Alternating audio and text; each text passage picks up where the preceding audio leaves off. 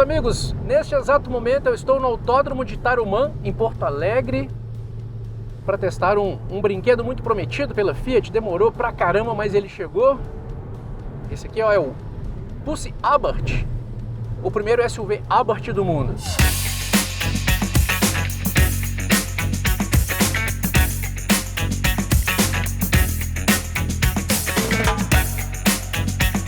E o danado anda, tá?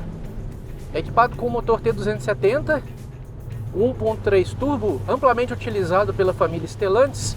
Eu esperava até que ele fosse um pouco mais forte aqui nessa configuração, mas ele mantém os 185 cavalos e 27,5 kg de torque. A condição da pista aqui não é a mais perfeita porque está chovendo, mas mesmo assim dá para sentir bastante a entrega de força desse carro. O motor foi recalibrado, né, para entregar mais torque. Mas o carro é gostoso demais de dirigir, tá, meus amigos? Demais. Ó, controle de tração e estabilidade trabalhando. Mesmo assim ele deixa você curtir a potência. Carrinho gostoso. Escapamento também tem configurações diferentes. No modo normal, quando você põe aqui no Poison, no modo Sport. O design do carro, né, a parte estética é esportiva. Tem o badge Abarth para todos os lados, inclusive no lugar da marca Fiat, tanto na frente quanto atrás. Rodas 17 polegadas exclusivas dessa versão. E o carro realmente está muito bonito.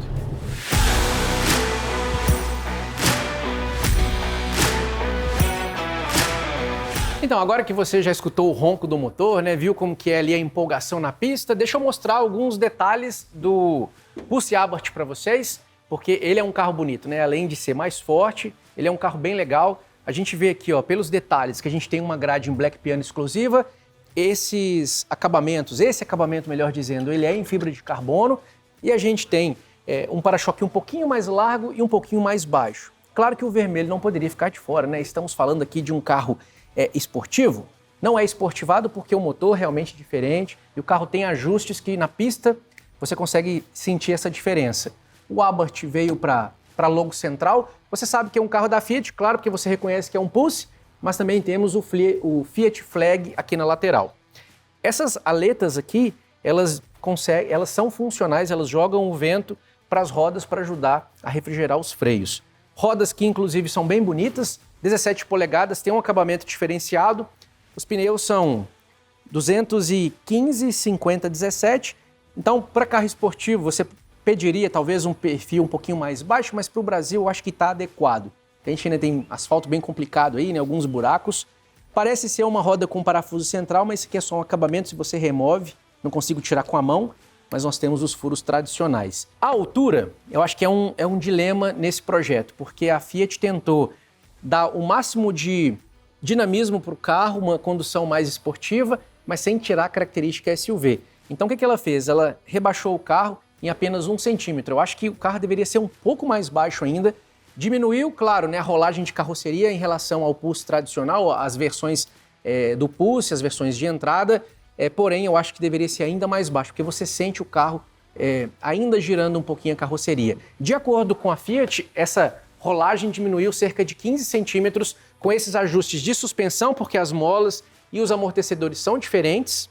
O freio também redimensionado para aguentar esse motor, né, que ele é mais forte, 185 cavalos. Porém, aqui atrás eu já faço uma observação. O freio traseiro é a tambor, né? Eu já conversei ali com os engenheiros responsáveis pelo projeto, um baita projeto inclusive, mas eu acho que por mais que esse freio seja tão eficaz quanto o freio a disco, o sistema a disco ele traz também uma pompa, né? Deixa o carro mais completo. Então quem vai pagar o preço aqui, que eu chuto na casa de 150 mil reais, esse detalhe ele faz diferença. Vamos falar de traseira. Basicamente, é o visual do Pussy, com essa diferença, Abarth em vez de Fiat, Pussy aqui e aqui Turbo 270, né? O T270 do motor.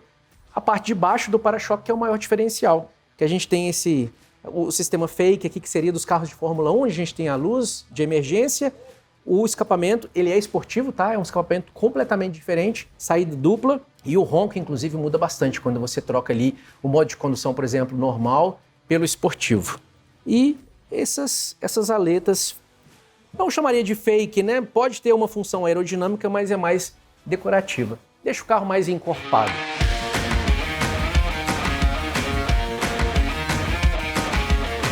Eu diria para vocês que a Fiat deu uma gourmetizada no interior do carro, ela deu uma fastbackizada, se você me entende, trouxe alguns elementos mais requintados para o carro que dão essa esportividade, como os detalhes vermelhos aqui, tanto no painel quanto nas costuras do volante, nas costuras dos bancos em couro. É um banco bem gostoso, te abraça bem, tem um ajuste de altura e profundidade manuais e alguns elementos diferentes. Por exemplo, esse console aqui, que te abraça, né, te dá essa sensação de cockpit, não existe no Pulse, mas existe no Fastback, trouxeram para cá.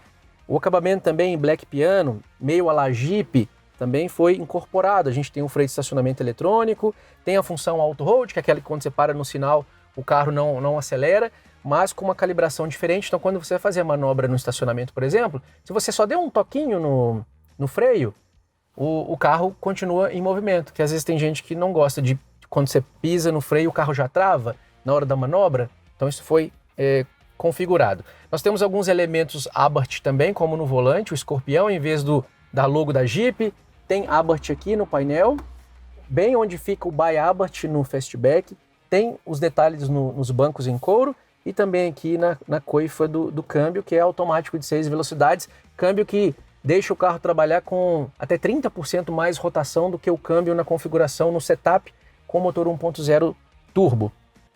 O volante tem os detalhes aqui perfurados, é bem legal de pegar, tem os shift pedals, né, as borboletas atrás do volante e base plana. É o mesmo volante com acabamento diferente. E a central multimídia de 10 polegadas que tem Apple CarPlay, Android Auto sem fio, o ar-condicionado é o mesmo do Pulse normal, ele é digital, né, você ajusta velocidade e temperatura, mas não é dual zone. O painel 100% digital, com um layout diferente que eu vou mostrar para vocês agora. Um toquinho só, não vou ligar o motor, só para vocês verem um sistema funcionando. Ele te dá umas boas-vindas, né? O Abarth desenha ali no painel e conforme você muda os modos de condução, que são 3, normal, manual e Poison, muda também um pouquinho a configuração aqui do painel, que já na configuração normal, você já tem pressão do turbo, tem força G, RPM e velocidade. É um layout bem bonito, inclusive. O Poisonzinho é esse botão aqui que te traz mais esportividade. Isso que é legal do carro, porque quando você já está acelerando, ele está com giro alto, está com velocidade, quando você pisa, ele te entrega mais ainda.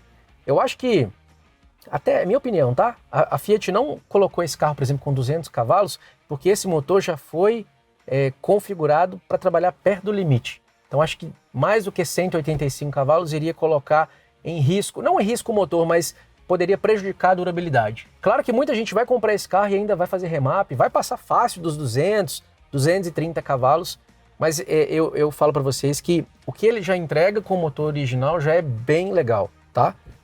Vamos inclusive aqui, ó, ligar o motor.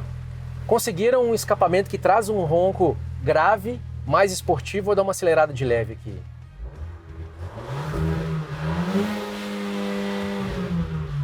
Parece que até deu uma agarradinha de leve. Escuta o ronco alto e também o turbo dando uma acelerada. Eu vou colocar na função Sport, no Poison, que é veneno em inglês, para ver se muda um pouco, fica mais grave ainda. Ó.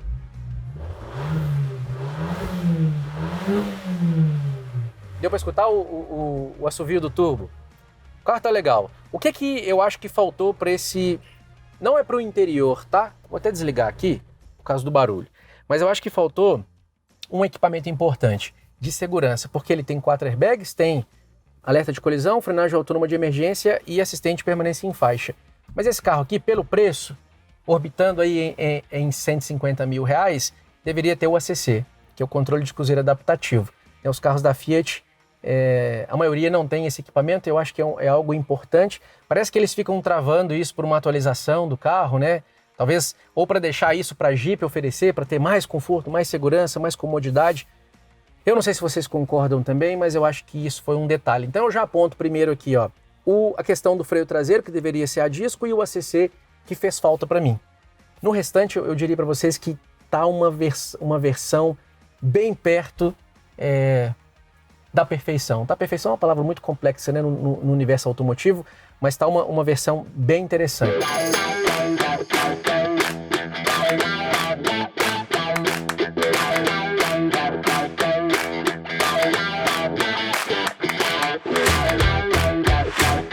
Resumo do nosso dia então, no Autódromo de Tarumã, em Porto Alegre. Foi um dia muito legal, gostei de dirigir esse carro, estava ansioso na verdade, fiquei bastante impressionado. Eu já sabia que ele seria o carro com o melhor comportamento com esse motor T270, mas eu acho que ele entregou até um pouco mais do que eu já esperava. 0 a 100 km por hora em apenas 7,6 segundos. O carro entrega muito bem os 185 cavalos, os 27,5 de torque, um comportamento completamente diferente dos outros modelos que a gente tem da Stellantis, mas no geral, que nota eu daria para esse carro? De 0 a 10? 8, tá bom? 8? Peguei pesado? Tá legal?